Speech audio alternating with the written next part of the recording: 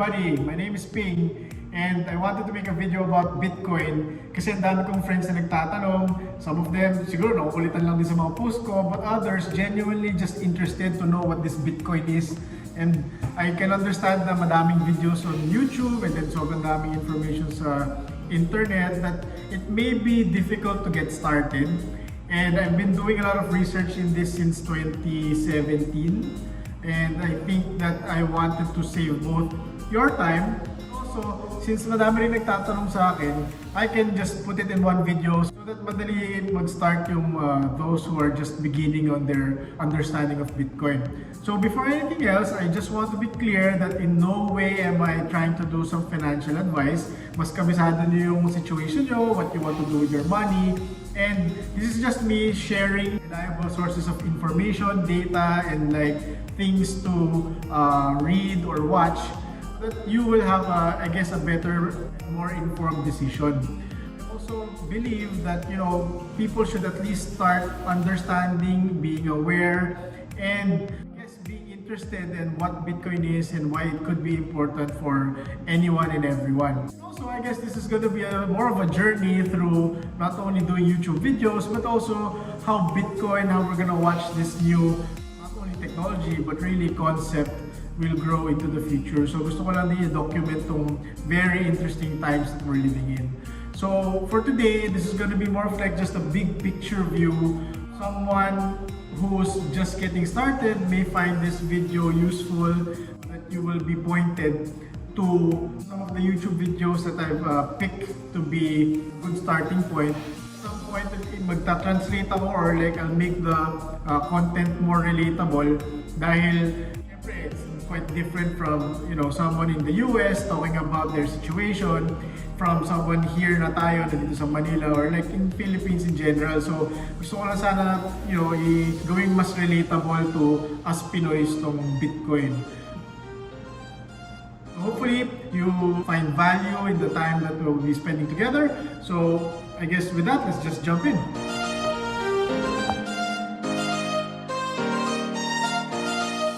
So what is Bitcoin? Bitcoin is digital money. And in order to understand Bitcoin, we first have to start with what is money. The things that have served as money have evolved throughout the years. So we had everything from precious metals to seashells, to paper, claims on commodities, all kinds of different things. But at the end of the day, money is a belief system. If the two parties do not believe that it has value, then it is not money because it cannot be used. If both parties believe, then it is money. So that is what money ultimately is. Money is a belief system. When the internet came along, we simply took the idea of those analog businesses and we put it on the internet. We made some changes, we improved things, we made some tweaks, but what we did was we took business that existed in the analog world and we put it on the internet. We digitized the business. What Bitcoin is Bitcoin is taking the idea or concept of money and it is just digitizing or putting it into the digital world. How does Bitcoin work? Bitcoin works off of the same exact concept that Monopoly works on. So what I like to talk about is Bitcoin uses a transparent public ledger. And those are big fancy words that people use to try to sound smart. But what exactly is a transparent public ledger? It's simply, if you were playing Monopoly and you have 4 people sitting down in front of the board game, everybody sets up the board, you take the money and you put it out in front of you on the table, and then there's a bank. And that bank is a collection of all of the money that's not in an individual's, in front of them on the board. And the reason why there's only 4 people who are playing Monopoly, but you don't have a banker, is because there's full transparency in the game. So if I roll the dice and I pass go, I reach in the bank and I take $200. Everyone at the table can see that I took the $200 and I put it in my bank. If all of a sudden I buy a property or somebody buys one of my properties, the exchange of funds at the game is all done publicly and transparently for everyone to see. Because it's public and transparent during the game of Monopoly, there's no need for a third party or some sort of authoritative figure, right? When you're kids, you don't need your parents to sit over you and say, okay, Johnny, give the $200. It's just known that the 4 players at the table can understand because it's a public transparent system. When I send a wire at a bank, I'm trusting that the bank's not going to take my money, that the bank is actually going to give it to the right person, and that the bank or the recipient's bank is going to accept the money. So I'm trusting multiple parties in that transaction. The beauty is that you can actually find truth one of two ways. You can either rely on a centralized third party. They're in charge, they're the authority, they have all the power, and they tell all of the participants in a market what is true and what is not. If the bank says that you did something, then you did it. If the bank says you didn't do it, then you didn't do it. You have no way to tell the bank anything, right? If all of a sudden the bank, you went to the ATM tomorrow and the bank said, nope, you don't have $5,000 in your account. Now you only have $1,000. How would you prove that you had $5,000? Right? It's a centralized party. They have control. That's where the risk is. So one way to get to quote unquote truth is to have a central party tell people what the truth is. The other way to find truth is to have consensus among 51% or more of a very decentralized distributed network. And that's what the Bitcoin system does. The Bitcoin system has millions of nodes all around the world, completely geographically distributed, and they all work together to find the truth, right? To process the transactions and determine truth. And so that is the beauty of the Bitcoin system, is that it is fully decentralized, fully distributed, and it doesn't rely on any centralized third party. So take gold, for example. Gold was used on coins and bars of gold to buy goods and services, for trade, for barter, all of those things. It's very hard to carry around. It's heavy. It's very hard to divide it. It's not very divisible, right? In terms of you got to shave it off and things like that. And so what we ultimately came up with was we said, gold is really, really secure, right? We know where the gold is because I can hold the gold in my hand. It's heavy. It's hard to produce, all these things. But it's hard to actually use for transactions. So we created paper claims on the gold. Those were, in the dollar system, dollars. Those dollars were merely, you could go exchange a dollar to get gold back. Right? They're interchangeable. You just had a paper claim to the gold and the gold sat in a vault somewhere. So it was much easier to use the dollars to transact than actually use the gold. But in 1971, we decided in a temporary measure at the time to break from the gold standard, to say you no longer can take your dollars and turn them in for gold. The dollars are not backed by anything. And so this was the rise of the fiat currency experiment. Fiat simply just means it's not backed by a commodity. It's just a piece of paper. And so in the current system today, what we have is we have a money system that is determined by, in the United States, the Federal Reserve, and other countries, the central banks.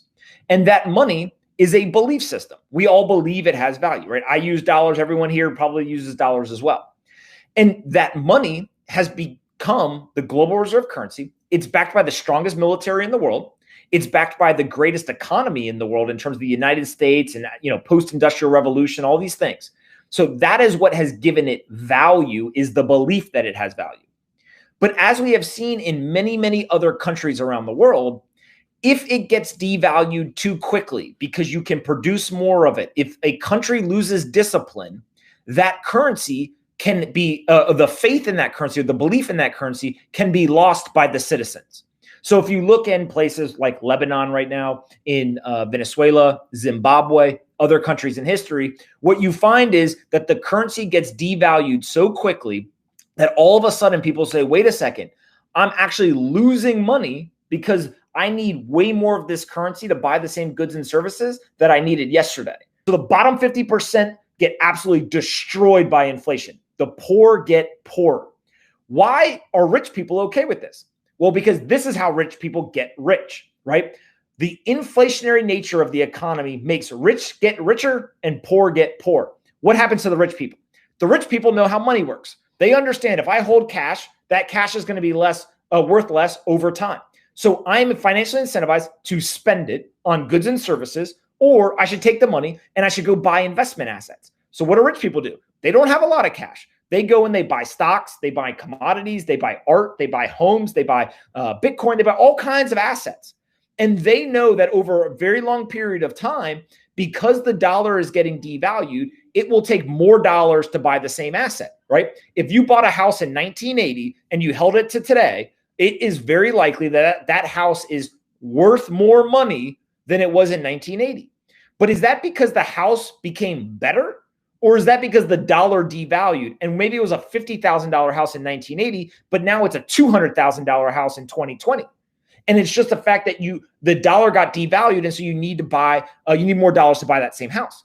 Well, rich people know the game, so they don't hold cash and they get investment assets, right? They get into assets that continue to go up, so they continue to get richer as inflation happens, while poor people get crushed and they end up getting poorer over time. So look what's happened over the last couple of months. The billionaires in the United States have made collectively almost $500 billion over the last couple of months. How could that be when 50+ million Americans have lost their jobs and there's a global pandemic and tens of millions of small businesses in America are going to get shut down and we're in a recession? Yet the rich people made $500 billion.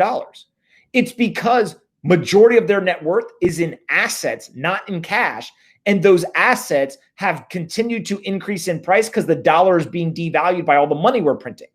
So it's not that the rich people did anything necessarily different. They simply they understand the game. They know the rules of money. They understand how to build wealth, and they have positioned themselves to get wealthy over a long period of time rather than hold cash and see their wealth constantly eroded away by inflation.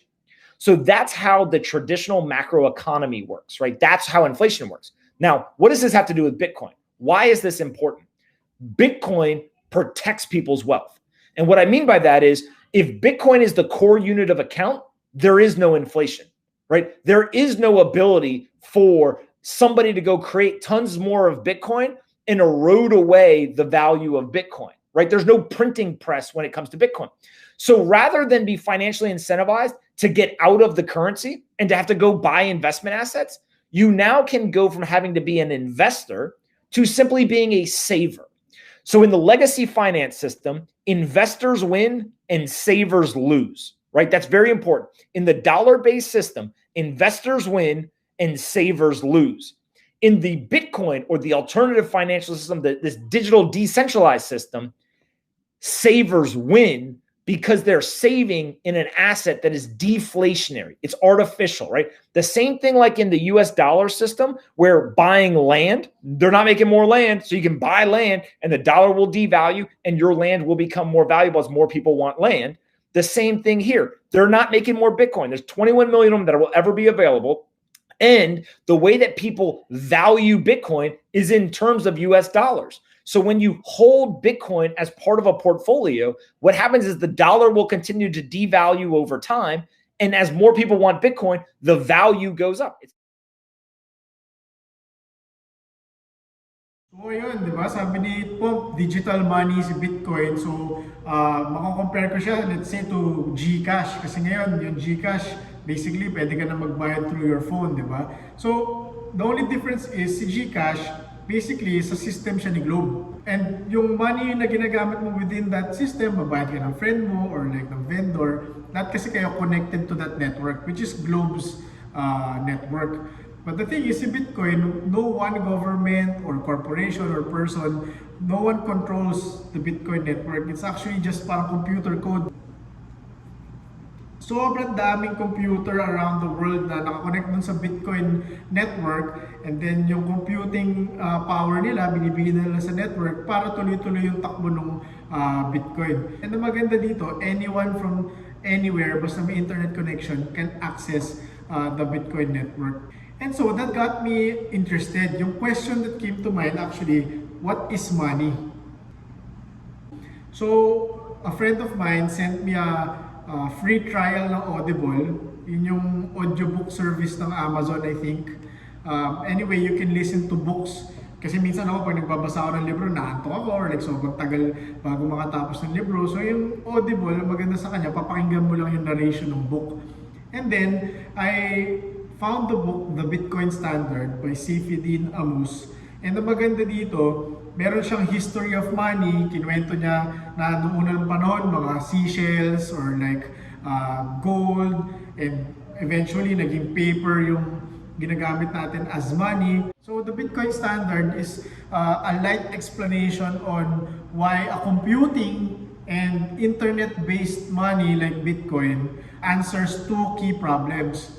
One, pag ako nagpadala ako sa iyo ng email over the internet, Anong nangyayari? Parang may dalawa pa rin tayong copy ng email, di ba? Meron ako ng email ko, sinend ko sa'yo, pareho tayo nagkaroon ng information. Eh yung pera, what if pinadala ko sa'yo, hindi pwedeng mangyari na, oh, ito, 1 Bitcoin sa account mo, and then nasa akin pa rin pala yung Bitcoin yun. Kailangan yung system, nabubura yung Bitcoin na hawak ko kasi imposible naman na binayaran kita pero hindi talaga nawala sa akin yung pera. And then, the second part na magaling na pagka-explain doon sa Bitcoin standard is, and then yung second part na na-explain sa Bitcoin standard, given nga na decentralized or like madaming computers nasa Bitcoin network, lahat sila are interested to keep each other honest. Kumbaga, kung meron lang konting computers na, sige magnanakaw ako or like gagawa ko ng fake bitcoins dun sa system, mahahanap ng system yung mga maling transaction and matatanggal yung mga computers na bad actors. So in essence, sobrang truthful and honesty system ng Bitcoin network. And that's what makes it continuously growing, and the more people see na, oy, tumataas yung price, the more people want to go in. And the more that people go in, gumaganda yung network in such way that sobrang secure na nung Bitcoin network. And in fact, today, the Bitcoin network itself, siya na yung pinakamalakas na computer in total, na computing power in the whole world. And right now, I think mga $1 trillion na yung worth ng Bitcoin. That was something na I felt was a good use of time. Maganda rin yung Audible kasi at that time nagda-drive ako or like nagbabike ako, nagja-jogging ako. Nakikinig lang ako while kinikwento yung book. So I strongly recommend for those na hindi ganun kabilis magbasa like me.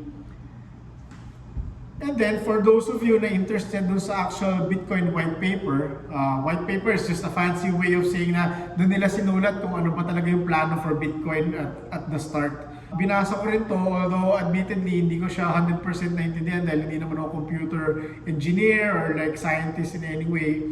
Pero from looking at it and then understanding what I can, it's such a technological breakthrough na na-design nila yung system na sobrang hindi siya matibay eh. The word is, it doesn't fail, anti-fragile. Since walang one point na nagko-control, walang single source of power yung network. Kasi madami yung computers, di ba? Pag namatay yung kalahati, meron pa rin kalahati, buhay yung network. In fact, kahit isang computer lang yung nagra-run ng Bitcoin protocol, nandun pa rin yung Bitcoin network. And right now, sobrang dami ng computers na nagra-run ito. It's very, very secure. In fact, 99.9999 something percent yung online time ng network. So what that means is, kung ikaw meron kang phone, tapos i-access mo yung Bitcoin network, it's more reliable than your ATM actually. Kasi ilang beses ka na pumunta sa bangko mo, na-down daw yung system, daming problems nung ATM or computer network ng bangko. Actually, mas reliable pa yung Bitcoin. So, ang galing. Sobrang galing na itong white paper. And then lastly, so nag-subscribe ako to realvision.com. It's this parang, think of it like a Netflix for financial intelligence, and basically yung mga pinakamayamang businessman or like financial experts, ini-interview nila, and they share what they know about the system. And then recently, they actually launched a free service. You can go to it and register for free. Sobrang daming videos doon about Bitcoin, and from very beginner level up to like super intensely like expert, big brain. So I encourage you to look at that, and hopefully you pick out something when you do your own research. Okay, so with that, I think that's quite a bit, and we'll add more videos as we go along. Don't forget, mag-comment kayo kung meron kayong specific topics, what makes it relevant sa ating mga Pinoy dito sa Pinas. Kasi if you want to do trading or like yung how to get started and buying Bitcoins, meron rin naman mga videos online that I can share. But later on, mag-add na rin tayo ng mga content na suggestion nyo para at least makatulong sa Bitcoin understanding here in the Philippines. And don't forget to subscribe. I'm more than happy to have conversations about Bitcoin kasi konti nga lang din nakakausap ko. Even yung mga friends ko, syempre, ilan pa lang yung nakakaintindi. So I think I'd be more than happy to get more people learning about this stuff. So thank you so much for your time. Hopefully I save you some time and effort going through this, and I look forward to our future videos together. Bye!